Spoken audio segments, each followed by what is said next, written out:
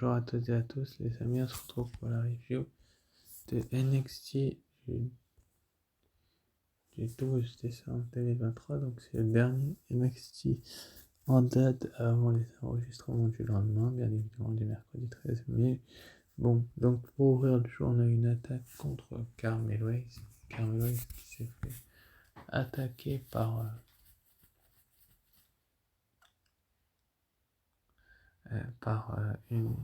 un par un catcheur, on ne sait pas trop qui, mais apparemment il va accuser quelqu'un un peu plus avant le show. Bon, j'y reviendrai un peu plus tard, mais bon, ça commence à faire beaucoup d'attaques avec donc Carmelo Hayes et donc son associé. Donc on va bien voir dans les prochaines semaines ce qui va se passer. Enfin bref. Ensuite après, donc on a une promo de Cora Jade qui se fait interrompre par Lyra Valkyria, Nikita Lyons et Blair Davenport. Ça va partir en cacahuète, en bagarre générale ou en sucette. C'est comme vous le préférez, mais ce qui est certain, c'est que tout simplement,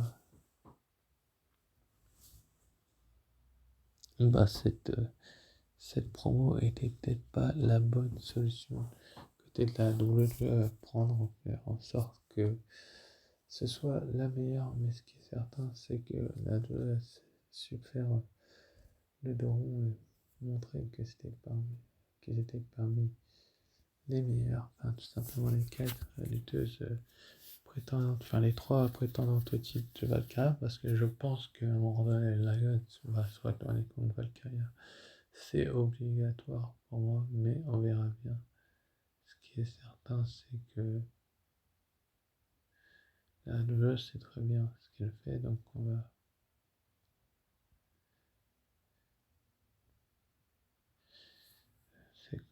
voir enfin bref. Juste après, donc on a une métaphore, donc Noamdar, Oromesa et Lash Legend en compagnie de Chaka Jackson contre Josh Briggs, son partenaire Brock Jensen et Fallon Henley. Donc match par équipe à 6 quand même assez intéressant. J'ai trouvé personnellement que ce match par équipe à 6 était quand même assez intéressant, même si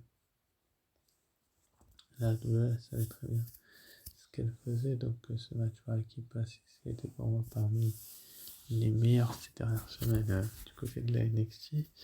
Donc on va bien voir si ce match à 6, les fans l'ont apprécié. Moi personnellement, je l'ai aimé parce que je pense que Ado a pris la meilleure décision en faisant gagner donc l'équipe de Brock Jensen, Fallon Henley et Josh Briggs. Donc pour moi, c'était une des meilleures décisions de faire gagner cette équipe-là, étant donné que métaphore par Dark et les Heritage Club ne sont pas vraiment sur le droit chemin, donc c'est quand même assez intéressant de la part de la WWE de mettre en avant métaphore et de tout simplement prouver ce qu'est le vrai les dernières, enfin, durant les dernières semaines. Donc Josh Briggs et Paul Jensen qui remportent ce match, donc c'est quand même assez intéressant de voir ça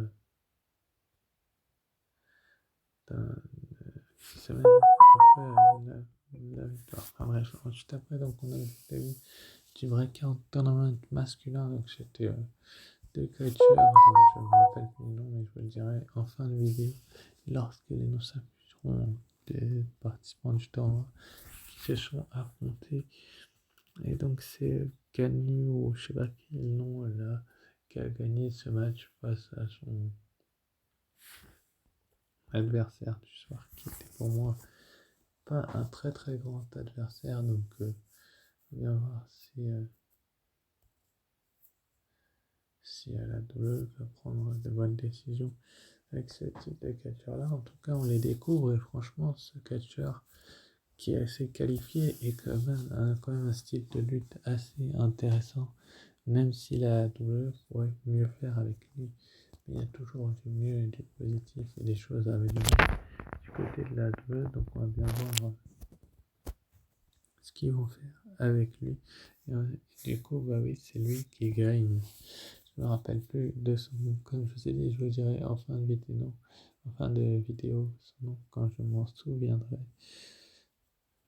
Quoique. Et donc, Obafemi qui remporte cette rencontre, il s'appelle Obafemi les amis, et il est quand même assez intéressant ce lutteur. Donc, c'est quand même une bonne chose. Ensuite, après, on a eu donc le nouveau champion nord-américain. Lui, il défend son titre. Au moins, c'est pas comme un certain Dominique Mysterio, donc Dragon Lee, qui avait lancé un Open Challenge un petit peu plus tôt dans la soirée contre un n'importe qui dans les coulisses. Et il nous a livré un banger face à Tyler Bate.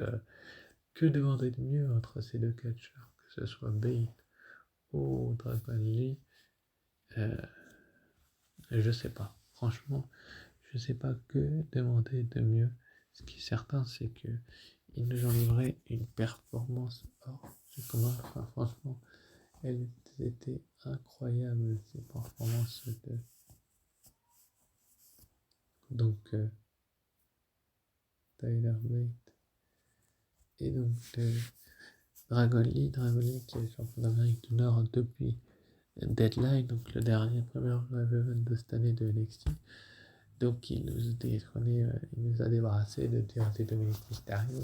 C'était pour une fois pas accompagné de Rhea Ripley, lui il était accompagné de Rey Mysterio, donc il va conserver son titre, le titre nord-américain dans ce banger. Ça paraît tout à fait logique étant donné que la WWE fait partie des meilleurs, et donc il va y avoir un câlin entre les deux hommes, et je trouve ça génial ici car il y a énormément de respect entre les catcheurs, et c'est bien quand il y a du respect entre les catcheurs, parce que quand il n'y en a pas et qu'ils s'attaquent et qu'ils font des turns, c'est dommageable, mais là c'est bien. Enfin bref, ensuite après on a eu donc Dijak face à Editor, donc Editor qui a coûté le Iron Survivor Challenge à Dijak, et lui il n'a pas apprécié du tout, il a pété le coin, enfin il a arraché la protection du cou et il a pété le coin en envoyant Dijak dessus. Franchement c'est assez dommageable je trouve ce que la WWE a fait avec donc Editor et Dijak, mais bon c'est comme ça, c'est la WWE, ils savent très bien ce qu'ils font, et peut-être que la meilleure des décisions était de faire en sorte que justement Dijak et Editor sont, comment dire, parmi les meilleurs protagonistes de ces derniers temps, mais bon, on va voir ce qui va se passer dans les prochaines semaines. Donc, je pense que Dijak est quand même pas là par hasard. Enfin, bref.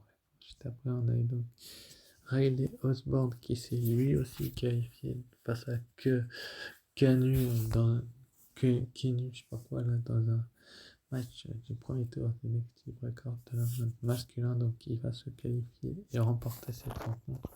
Bon, Osborne, Riley, c'est un catcheur qu'on connaît un petit peu plus que Obafemi ou les catcheurs comme ça, donc ça m'impressionne pas du tout de le voir se qualifier dans ce type, ce genre même de rencontre, parce que j'ai du mal à voir, comment dire, autrement se dérouler, donc c'est quand même assez bien de faire en sorte que la WWE soit sur les devants de la scène. Donc on va bien voir ce qui va se passer dans les prochaines semaines, même si je pense que c'était peut-être la meilleure décision à prendre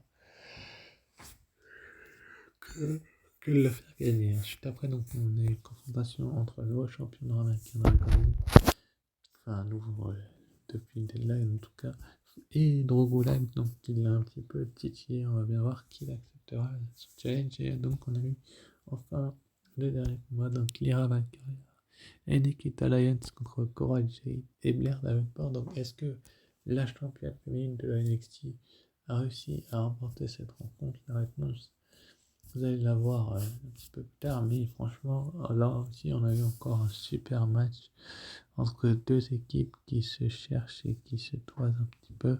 Enfin, franchement, c'était le premier combat de Cora Jade depuis son retour à Deadline, mais il a été vraiment une beauté que je pense que très peu de gens n'auraient imaginé. Donc, c'est dommage de voir quand même la championne NXT dans ce type de rencontre-là, sachant que quand même elle a une amie, mais elle a deux rivales coriaces en face, et c'est peut-être ça qui est plus malaisant, mais bon, le style de catch de Nikita Lyons n'est pas autant apprécié que cela finalement, donc c'est Cora Jade et Blair Davenport qui ont gagné le match, et Cora Jade va faire le tomber sur Lyra Valkyria qui est la championne NXT, ça promet pour la suite des événements, mais bon, on va bien voir si Cora Jade et Lyra Valkyria ont un autre match, on verra bien, enfin, un rematch par équipe bien sûr, en attendant de